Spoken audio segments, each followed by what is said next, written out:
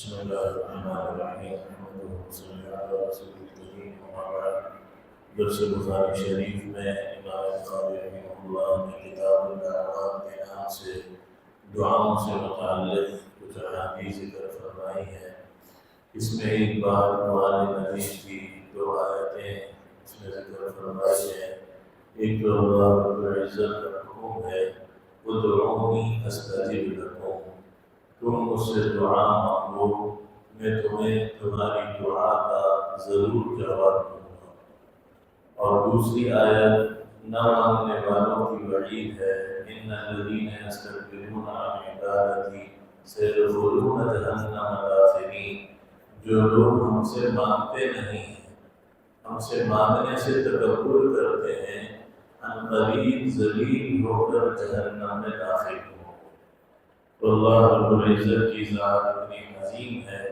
کہ جو نہ مانگنے والے سے ناراض ہوتی ہے۔ دنیا والوں سے مانگنا اور اللہ سے مانگنا اس میں دو بہت بڑے فرق ہیں۔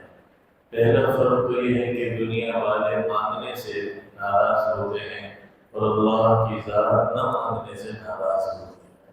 اور دوسرا فرق یہ ہے کہ دنیا والوں سے جو چیز مانگی جا رہی ہے وہ خود اس کے مالک نہیں ہے، اس کے مالک بھی اصل اللہ کی ذات ہے، وہ دینے پر قادر نہیں ہے۔ اگر وہ دے گا تو اللہ کے خزانوں میں سے جس نے اسے کچھ دیا ہے تو وہ اس میں سے کچھ دے گا، اور ضروری نہیں ہے کہ وہ دینے پر قدرت بھی رکھتا ہو، جبکہ اللہ کی ذات عظیم ذات ہے کہ اس کے پاس من شیء الا عندنا خزائنہ،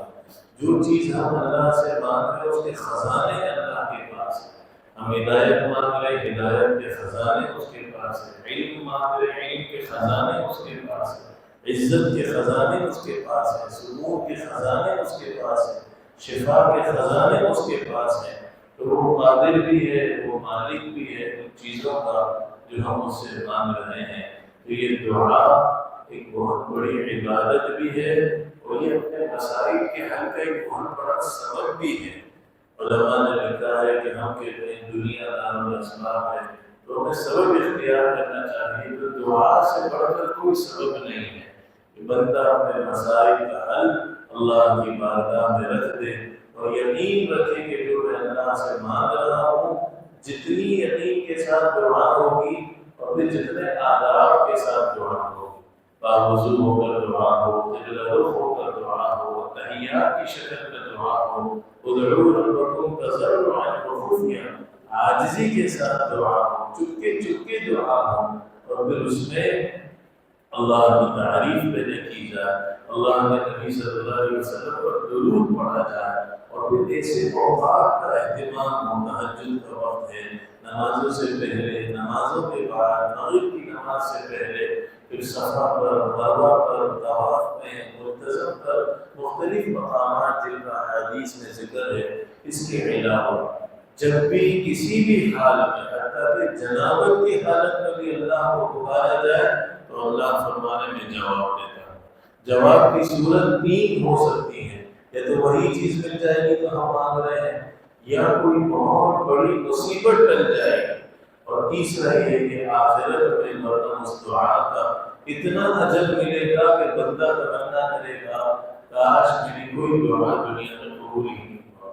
تو بھائی اللہ رب العزت ہم سب کو دیگر عبادتوں کی طرح اپنے سے مانگنے کی توفیق نصیب فرمائے۔ دن رات علماء نے لکھا ہے کم از کم آدھا گھنٹہ تو ہم اللہ سے مانگیں، 10 منٹ تہجد میں مانگ لیں، باقی 5 نمازیں آتی ہیں تو نمازوں سے پہلے، نمازوں کے بعد مجموعی 5 منٹ بھی اگر اہتمام کر لیں تو یہ عبادت کا مغز ہے۔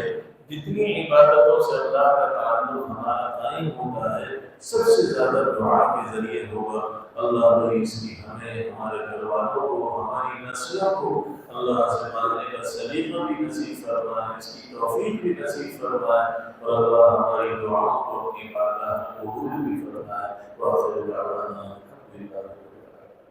اللهم لك الحمد كله ولك الشكر كله، اللهم انا نسألك خير المسألة وخير الدعاء وخير الإجابة، اللهم انا نسألك دوام العافية ونسألك دوام العافية ونسألك الشكر على العافية، اللهم إنا نسألك العفو والعافية والمعافاة في الدين والدنيا والآخرة والفوز بالجنة والنجاة من النار وصلى الله وسلم على خير خلقه محمد وعلى آله وصحبه أجمعين.